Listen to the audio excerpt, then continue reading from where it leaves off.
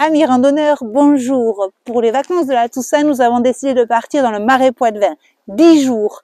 Le premier jour, nous sommes basés sur l'aire de camping-car de Damvix et nous partons pour 12 km à pied. C'est parti! Allez, venez avec moi. Bonjour, moi c'est Émilie, randonneuse depuis toute petite. Je parcours la France, à cheval, en canoë, à vélo, à pied. Ici, je vais vous conter mes aventures. C'est parti!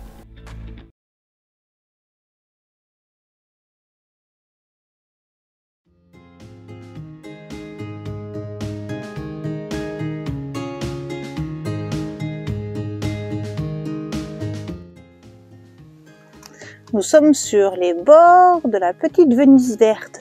Vous voyez Damvix au loin? Damvix, dont l'origine du nom est controversée, signifierait village maudit ou bourg perdu, ou pour d'autres, village sur la digue. Il y avait certes des marais insalubres, peu hospitaliers dans toute cette contrée appelée marais sauvage. Damvix a une longue tradition de commerce du poisson d'eau douce du marais. Les marchands faisaient une tournée en bateau dans les villages environnants pour ramasser le précieux poisson, notamment les anguilles. Cela avant de se rendre dans la nuit au marché de Niort et Marans, afin de les vendre.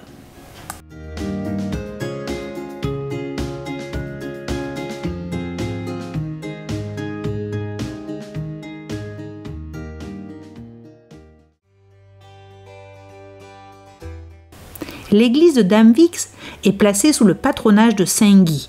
Elle fut construite entre 1849 et 1864 par l'architecte Garnereau. Le clocher élevé par Victor Clerc date de 1879. L'édifice de style néo-grec ou basilial se compose de 3 nefs et de piliers carrés soutenant un plafond à caissons peints sur une voûte de latte en bois.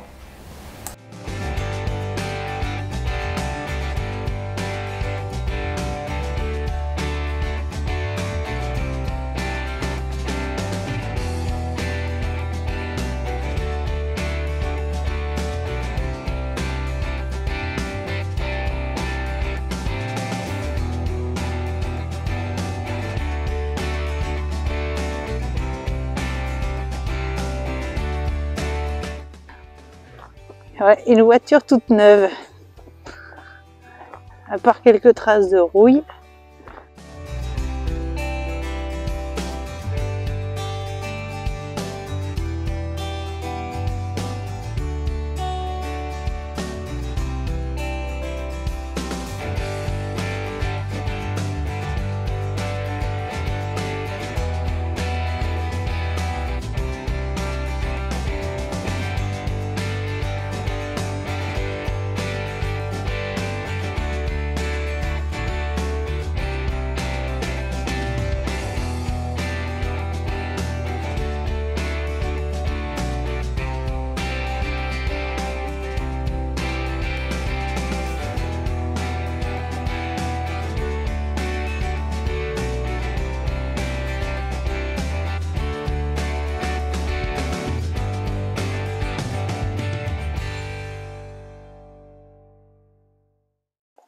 Le canal de Reth, R-E-T-H.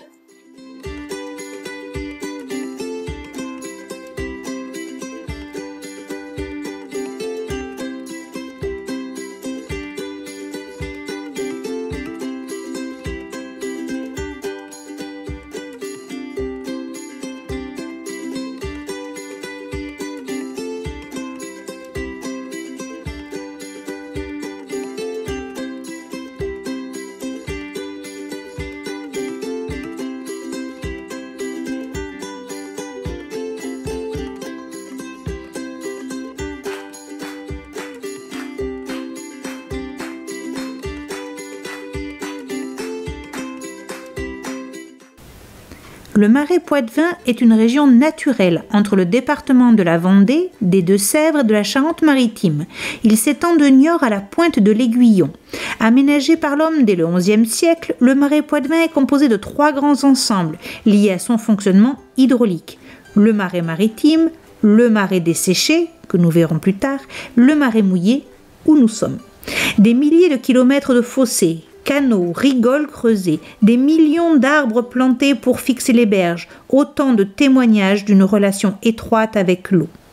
Ce réseau hydraulique, résultat d'un aménagement qui a évolué au fil des siècles, permet d'atténuer les effets des variations de précipitations saisonnières, inondations en hiver, assèchement en été. Napoléon Ier prend en 1808 un décret d'aménagement de la Sèvre niortaise pour en conforter la vocation navigable. Cette décision entraînera de nombreux travaux entre début 19e et début 20e siècle, avec la création de fossés, canaux, rigoles pour évacuer l'eau vers la mer.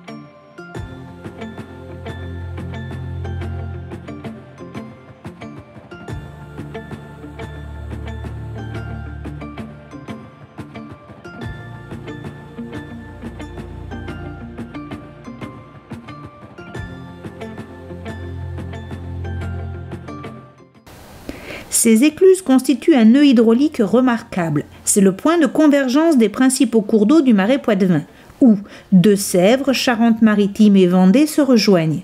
Plusieurs écluses forment ce nœud hydraulique exceptionnel, et cet ingénieux système permet la gestion de l'eau dans le Marais.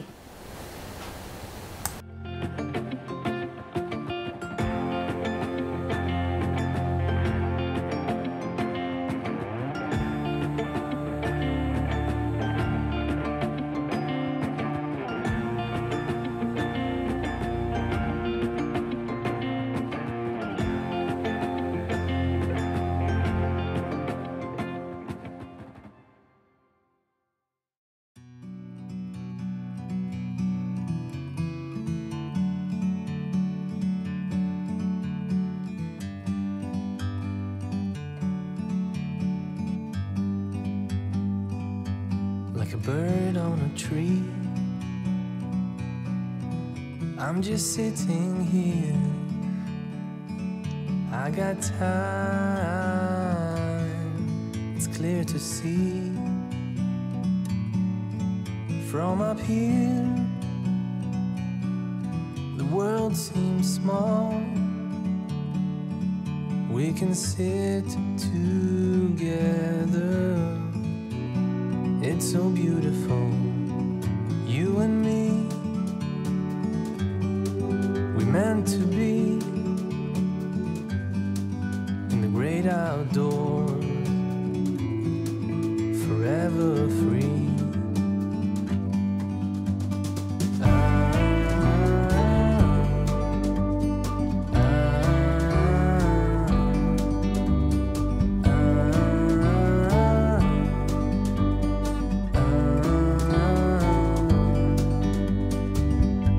Sometimes you need to go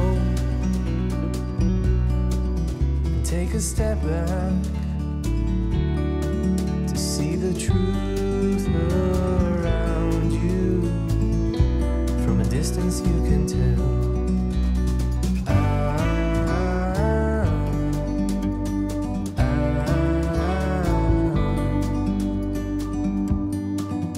You and me were meant to be in the great outdoors, forever free. You and me, meant to be in the great outdoors. Bon ben, amis randonneurs, autant vous dire que le Marais Poitevin à pied, je préfère largement à vélo. Donc vivement demain, qu'on prenne les vélos pour une boucle de 40-50 km et on va se régaler. À demain, amis randonneurs.